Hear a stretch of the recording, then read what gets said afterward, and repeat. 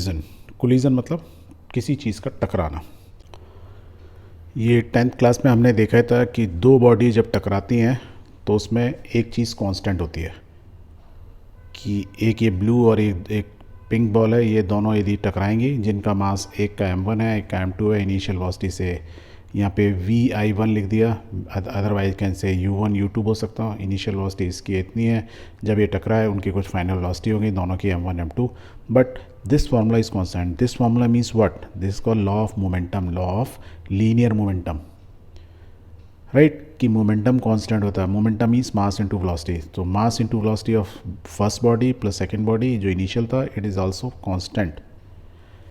इस बार एक और चीज़ हम पढ़ेंगे कि जब भी कोई दो बॉडी टकराती हैं तो उसमें एक और चीज़ कांस्टेंट होती है, वो होती है the energy is conserved. Energy भी कांस्टेंट होती है, not only momentum, it is the energy also which is conserved. और एनर्जी कंजर्व होती है तो ये कैसे हम पता लगाएंगे, इसके क्या फ़ायदे हैं? So let's see. पहली बात, कोलिजन समझने के लिए दो तरह के होते हैं, one is called elastic, another is called in elastic collision. Elastic और इन इलास्टिक को वैसे तो समझ में आ रहा है। इलास्टिक मीन्स इलास्टिसिटी की तरह, रबड़ बैंड की तरह किसी चीज़ को आप खींचो या उसको कंप्रेस करो रबड़ की तरह, that is called elastic. Elastic होता है ना वो, ओके। इन इलास्टिक मीन्स जिसको आप ना दबा सकते, ना कंप्रेस कर सकते, ना एलोंगेट कर सकते, वो चीज़ें होती हैं इन इलास्टिक चीज़ें। तो इसके बारे में थोड़ा सा पढ़ेंगे, पर बिफोर वी मूव फर्दर तो अपने हम जो law of conservation of momentum हमने पढ़ा था 10th में, उसको एक बार रिवाइज कर देते हैं कि जब दो बॉडी टकराती हैं और जब कोलिजन हो रहा होता है, जब वो टकरा रही होती हैं, उस पर्टिकुलर इंस्टेंट पे, उस टाइम पर जो टी टाइम पे, मान लो 10 बजे टकराई, एग्जैक्टली 10 बजे मान लो टकराई, तो वो पर्टिकुलर टाइम पे दो बॉडी हैं जिसका मास, एक का मास ma है दूसरे का mb है, तो एक बॉडी दूसरी बॉडी पे फोर्स इम्पैक्ट करती है। And bye law of conservation, law of Newton's law of third law of motion, कि जितना फोर्स इसने उस पर लगाया उतना ही फोर्स उसने उस पर लगाया, तो force there is opposite direction, for every action there is an opposite reaction. तो देखो पहली बॉडी ने ma है ना, इसने फोर्स लगाया बी पे, F A B means force exerted by A on B is exactly equal to force exerted by B on A. B ने ए पे कितना फोर्स लगाया, तो जब वो दो बॉडी टकरा रही है उस इंस्टेंट पे, राइट? जब हमने कहा बॉडी इलास्टिक कोलिजन है, इलास्टिक कोलिजन में टकराने के बाद बॉडी जस्ट टकराई, अब ध्यान से सोचना, कोई दो बॉडी टकरा रही हैं, बॉल टकरा रही है, रबड़ की बॉल है मान लो, दबा सकते हो उनको, तो टकराते समय वो कंप्रेस हो रही हैं, उनको थोड़ा सा डिफॉर्म हो रही हैं और फिर वो दोनों अलग हो जा रही हैं। And it happens so fast कि जब टकराने के बाद आपने देखा तो आपको सिर्फ वो बॉल जो टकराने से पहले थी एग्जैक्टली सेम साइज़ की बॉल दोबारा दिख रही है, सेम शेप में दिख रही हैं। That means there is no deformation before and after, क्योंकि जो भी डिफॉर्मेशन हुआ वो इतना फाइन मोमेंटली हुआ कि वो आपको दिखा ही नहीं, right? You are not able to observe with your eyes. अब हाई स्पीड कैमरा लगाते तो हो सकता है आपको ध्यान से देखता कि दोनों बॉल टकराई, थोड़ी सी सर्कुलर की जगह स्फेरिकल शेप की जगह थोड़ी सी एलिप्टिकल हुई, एंड देन वापस वो एक्सपेंड होती जा रही हैं, अगेन स्फेरिकल हुई हैं, दोनों अलग चली गई। तो जब इनिशियल शेप और फाइनल शेप दोनों एग्जैक्टली एक जैसी होती है और जो कोलिजन हो रहा होता है उसमें they behave as a elastic body, means रबड़ की तरह काम कर रहा होता है, the collision is called elastic collision. यहाँ तक क्लियर? ओके। जब दोनों बॉडी टकराई तो हमने क्या करा, एक ने दूसरे पर फोर्स किया by following the Newton's third law, for every action there is an opposite reaction, तो we can say force exerted by A on B is equal to force exerted by B on A. Force क्या होता है? Mass into acceleration, और acceleration क्या होता है? Rate of change of velocity. तो m a पहली बॉडी है, v A minus u a upon t. Acceleration mean change in velocity, initial velocity final velocity एक ही, बी की इनिशियल वेलोसिटी फाइनल वेलोसिटी दोनों को किया, ओके। टी नीचे से कट गया तो क्या बचा? M A V A minus M A U A is equal to this, और इनको यदि इंटरचेंज कर दे तो यही तो मिल रहा है ऊपर जो हमको लिखा हुआ है। So this way we learn कि law of conservation of momentum क्या होता है, ओके। जब जिस इंस्टेंट पे जो बॉडी टकरा रही होती है, जब फोर्स एक्सेप्ट करती है, इट टुक टी टाइम, बहुत छोटा टाइम लगता है, तो एक वर्ड होता है इम्पल्स। आपने बहुत इम्पल्स में डिसीजन मत लिया करो, पल भर में डिसीजन मत ले लिया करो, राइट? बोलते हैं ना पल भर में ले, इम्पल्स में, इम्पल्सिव वो बहुत ज़्यादा, इम्पल्सिव में बस बिना सोचे समझे आपने समय लिया नहीं, बस you react. That means when force is exerted for a very small time, जब ये जो कोलिजन हो रहा था तो उससे यदि मैं बहुत छोटे टाइम से मल्टीप्लाई कर दूँ दैट इज़ कॉल्ड इम्पल्स। और ये फोर्स इंटू टी कर दूंगा तो देखो यहाँ टी करता तो ये टी कट जाता तो बचता क्या ऊपर, change in momentum, that is called change in momentum delta b. The impulse is basically change in momentum या F into delta t. Impulse की डेफिनेशन है दोगे, very good. Law of conservation of energy क्या बोलती है कि initial kinetic energy, जो भी एनर्जी थी इनिशियल काइनेटिक एनर्जी ऑब्जेक्ट की, वो थी हाफ एम वी स्क्वायर। टकराने के बाद भी वही रहेगी, पर एक्चुअल जब कोलिजन होता है तो क्या ऐसा होता है? नहीं।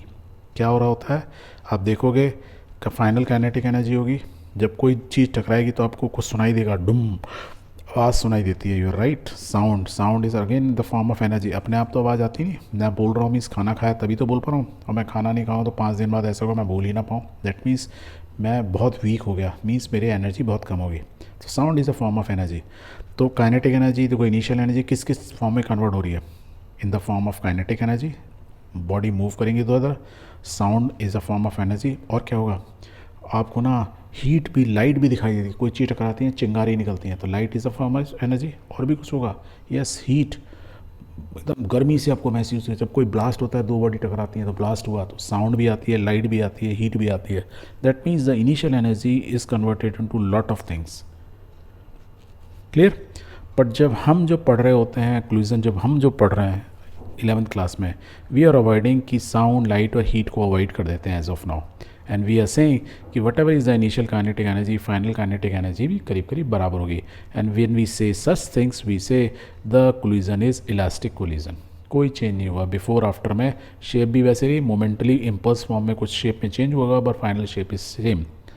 ऐसे समझ सकते हैं कि पहली बॉडी और दूसरी बॉडी, जैसे दो स्प्रिंग हैं, दो स्प्रिंग टकराई, टकराने के बाद वो वापस दोनों अलग अलग हो गई, अलग अलग डायरेक्शन में चली गई, तो कोलिजन इसको इलास्टिक। जैसे ये बॉल इस बॉल से टकराई, एक बॉल इधर चली गई, एक बॉल उधर चली गई, दोनों में कोई चेंज नहीं हुआ, shape and size remains everything same. The only thing is ये इनमें वेलोसिटीज़ चेंज हो गई, डायरेक्शन चेंज हो गई, इतना ही हुआ। दूसरी चीज़ इलास्टिक में क्या बोला, initial kinetic energy is equal to finite kinetic energy. We are saying sound, light and heat को we avoid as of now. Okay, अब इन इलास्टिक को समझ लें। इन इलास्टिक में क्या हुआ, मान लो ये सेम बॉल होती और एक सीमेंट के बैग से जाके ये हिट करती, और ये इतनी तेज़ी से आके हिट करती, तो जैसे ही आप इसको हिट करोगे क्या होगा, इसके अंदर घुस जाएगी, राइट। ऐसी तो होगा। यदि एक गोली, बंदूक मारो तो बंदूक की गोली जो बुलेट आएगी, बुलेट आके सीमेंट के बैग के अंदर घुस जाएगी और बैग थोड़ा क्या होगा, फट जाएगा। ऐसे ही होगा, थोड़ा बस बुम बुम इधर उधर उड़ने लगेगा। अभी थोड़ा सा एक और चेंज करते हैं। मान लो इस सीमेंट बैग को मैं एक ट्रॉली पे रख देता हूँ, एंड ट्रॉली इज स्टेशनरी। अब मैंने ये बॉल हिट की तो देखो क्या होगा, ये बॉल आएगी, इसको हिट करेगी, सीमेंट के बैग के अंदर घुसेगी, एंड सीमेंट के बैग के अंदर घुसे में इसकी एनर्जी क्या करेगी, इसको एक मोमेंटम, एक वेलोसिटी भी देगी, तो ये ट्रॉली थोड़ा सा चलेगी। तो इस टाइप के कोलिजन में क्या हुआ, इनिशियल बॉडी, दोनों बॉडी सेपरेट थी, अब क्या हुआ फाइनल कोलिजन के बाद दोनों की दोनों बॉडी एक जैसी हो गई। That means this is called a perfect inelastic collision. अब दोनों बॉडी अलग नहीं हुई। इलास्टिक कोलिजन में क्या होता है, टकराने के बाद दोनों बॉडी अलग हो गई, दोनों की शेप सेम थी, जैसी पहले थी वैसी बाद में रही। Whereas perfectly in elastic collision means बिल्कुल इन इलास्टिक, इलास्टिक कितने, उसके बिल्कुल ऑपोजिट बिहेव किया, ये दोनों की दोनों बॉडी एक ही बन गई, ऐसे समझ लो। एक इन बिटवीन भी होता है, परफेक्ट की जगह खाली इन इलास्टिक कोलिजन भी होता है। इन इलास्टिक कोलिजन में क्या होता है कि दो बॉल, यदि ये दो बॉल है, टकराने के बाद इनकी शेप डिफॉर्म्ड हो जाती है। क्या हुआ, टकराने के बाद इनकी बॉडी डिफॉर्म्ड हो गई, अब ये वापस उस शेप में नहीं है जिस शेप में ओरिजिनली थी। That means still the elastic की वजह से थोड़ी अलग तो ही इन इलास्टिक है, बट थोड़ा जैसे इलास्टिक में अलग अलग हुई थी, इसमें भी अलग अलग हो गई, बट इनकी शेप चेंज हो गई। जबकि इलास्टिक में कोई शेप में चेंज नहीं होता, परफेक्टली जैसे दो बॉल टकराई जैसे पहले थी वैसे अभी हैं। जैसे बिलियर्ड्स में दो बॉल टकराती हैं, बाद में वो बॉल वैसी होती हैं। आप ये बोल सकते हो जब 10-15 साल तक आप सेम बिलियर्ड बॉल से खेलते रहोगे तो धीरे धीरे हो सकता है उसमें भी बॉल्स टूटने लगे, साइड से क्रैक होने लगे, क्योंकि बार बार टकरा रही है। ओके, सो मोरलेस इनइलास्टिक क्लियर हो गया। इलास्टिक में वो इलास्टिक की तरह की, इलास्टिसिटी की तरह, रबड़ की तरह बिहेव नहीं कर रही होती हैं, उनकी बॉडी में डिफॉर्मेशन होता है, या तो दोनों बॉडी सिंगल बॉडी हो जाती हैं या उनमें डिफॉर्मेशन हो जाता है।